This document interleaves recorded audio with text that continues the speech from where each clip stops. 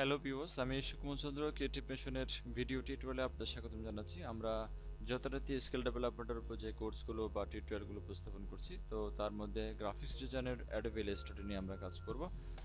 আজ আমরা আপনাদেরকে উপস্থাপন করব ইলাস্ট্রেটরের পেন টুল। তবে তার আগে জানিয়ে দিচ্ছি, যদি আপনি আমাদের এই টিউটোরিয়ালে নতুন হয়ে থাকেন তাহলে সাবস্ক্রাইব করুন এবং বেল আইকনে ক্লিক করুন, যাতে প্রতিনিয়ত আমাদের কোর্সের নোটিফিকেশনগুলো আপনি পান। আমরা সরাসরি চলে যাচ্ছি অ্যাডোবি ইলাস্ট্রেটর সফটওয়্যারে। আমরা এই সফটওয়্যারটা ইউজ করছি CS5 এ।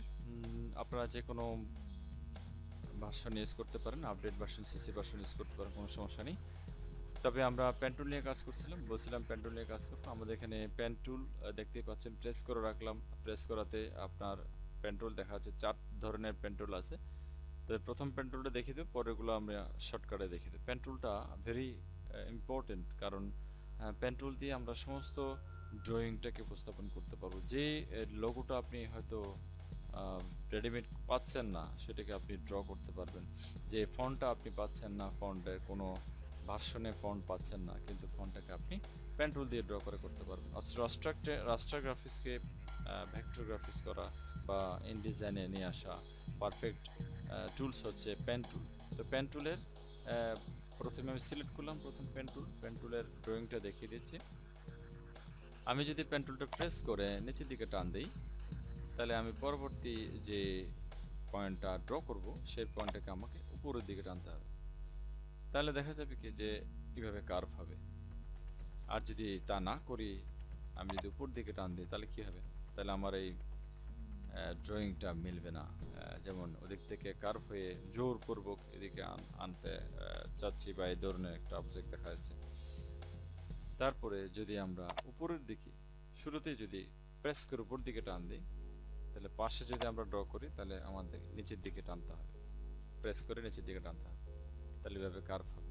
এখানে মূলত পেন টুলে কার্ভ করাটাই হচ্ছে মূল কাজের বিষয়। যে কার্ভ করতে জানে সে কিন্তু পারফেক্টলি পেন টুলের কাজ জানে, ধরা হয় আর কি। তো এটাই গেল। তাহলে প্রথম পোর্শন গেল। দ্বিতীয় পোর্শন আমি ড্র করলাম। এখন যদি আমি এটা কিন্তু এদিকেই টানলাম, সেহেতু আমাকে যদি এখন এটা করতে হয়, তাহলে আমাকে এভাবেই করতে হবে। তাহলে এভাবে কার্ভটা আসবে। আর এটা যদি করতে হয়, তাহলে এভাবে করতে হবে। তাহলে আপনি যেদিকে টানছেন সেদিকেই কিন্তু আমাকে ম্যাচ করে দিতে হবে। আর যদি আপনি এটাকে অল্টার দিয়ে এভাবে দেন, তাহলে এটা এরকম হবে। অর্থাৎ যেদিকে টানছেন, যেদিকে আপনি এই পাটাকে, দুটি পা তৈরি হয়, দুটি পা এদিকে নিয়ে যাবেন, এদিকে নিয়ে গেলে এরকম হবে। অর্থাৎ যেদিকে আপনি পাটাকে সরাবেন সেদিকে কিন্তু অল্টার ধরে এটাকে মাউস দিয়ে ভেবে দেবেন। তারপর দেখবেন এদিক থেকেই ড্রটা হবে, এরকম কার্ভ হবে। তাহলে ড্র করার সময় খেয়াল রাখতে হবে যে কোন দিকে আমার অ্যারো আছে, সেদিকে আমার কার্ভটা তৈরি হবে।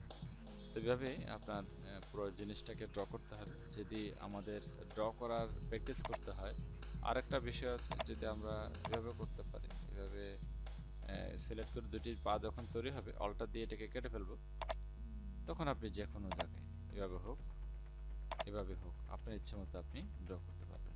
তাহলে ওই থিওরিটা অ্যাপ্লাই করতে হবে, আপনার মেনটেন করতে হবে না। যদি আপনি দুটি পার মধ্যে একটি পা যদি কেটে ফেলেন, এই পাটা যদি কেটে ফেলেন অল্টার দিয়ে ক্লিক করে, তাহলে আপনি আপনার পছন্দ মতো ড্রয়িংটা করতে পারবেন। তাহলে আমি একটা ওভাল তৈরি করি, ওটা দিয়ে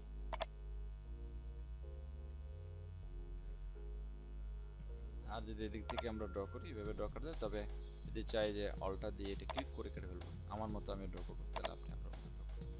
তাহলে এভাবে ড্র করলেন, এটাকে অল্টার দিয়ে কেটে নিলাম। অল্টার দিয়ে কাটতে হবে না, নর্মালি কাটা যাবে। অল্টার দিয়ে কাটতে হবে না, এটাকে অল্টার দিয়ে কাটতে হবে না, জাস্ট মাউসটা এখানে নিয়ে যাবেন। যখন এই মাউসের মধ্যে কোন আকৃতির সিম্বলটা তৈরি হবে, ক্লিক করে কেটে ফেলবেন। এটাই হলো পেন টুল ড্র করার খুব ভালো একটা মাধ্যম। তার চেয়ে আরেকটা জিনিস আমরা যদি বলি, যেমন এটা তৈরি এটাকে যদি চাই এখানে কিছু পয়েন্ট বাড়াতে চাই, যে যে অ্যাড অ্যাঙ্কর পয়েন্ট, এই যে পয়েন্টগুলো একটা দুইটা তিনটা চারটা পয়েন্ট আছে, চাইলে এখানে পয়েন্ট বাড়াতে পারেন। পয়েন্ট বাড়ালে কি সুবিধা হবে, যে এগুলো চাইলে আপনি এটাকে আবার এডিট করতে পারবেন। প্লাস দিয়ে পয়েন্ট বাড়ানো যায়, আর এই পয়েন্টটা দিয়ে আপনি চাইলে এডিট করতে পারবেন। তারপরে আপনি এখানে মাইনাস করলে, ডিলেট অ্যাঙ্কর পয়েন্টে ক্লিক করলে আপনি ডিলেট বাটন প্রেসটা ক্লিক করে এখান থেকে পয়েন্টগুলোকে ম্যানেজ করে দিতে পারেন, অ্যাঙ্কর পয়েন্টগুলোকে ম্যানেজ করতে পারেন, যেগুলো প্রয়োজন নেই সেগুলো আপনি খালি অ্যাঙ্কর পয়েন্ট ম্যানেজ করলে যা হয়। কন্ট্রোল ছেড়ে দিয়ে আবার নিয়ে আসলাম। আরেকটা বিষয় হলো যে ডিলেট অ্যাঙ্কর পয়েন্টকে কনভার্ট করা আপনি তার সুন্দর করে বোঝায়, একটা রেক্ট্যাঙ্গেল দিয়ে বোঝালে ভালো হয়। কনভার্ট করতে গেলে মনে করেন এটা একটা ডিজাইন, আমরা একটা কালার চেঞ্জ করে দিলাম, এখন আমি চাচ্ছি যে কনভার্ট করতে, অর্থাৎ এখানে তো অ্যাঙ্কর পয়েন্ট আছে কিন্তু দুটি পা তো নেই, তাই এই দুটি পা তৈরি করার জন্য বা এডিট করার জন্য দেখেন মাউস প্রেস করে দেবেন, আপনি আপনার মতো করে করতে পারেন।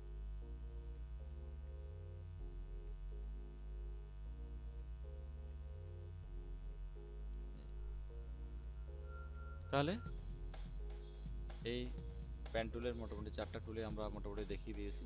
তাহলে আজকে এতটুকুই থাক, আমরা পরবর্তীতে প্যান টুল নিয়ে আরও ভালো কিছু কাজ উপস্থাপন করব।